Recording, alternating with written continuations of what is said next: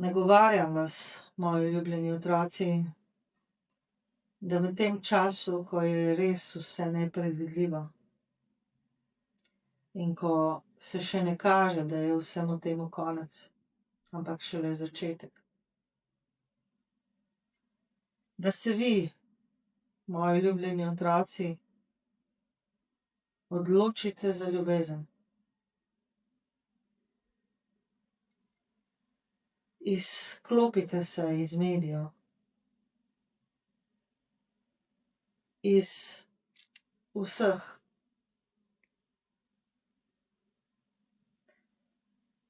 sporočil, ki prihajajo na to temo, na temo vojne.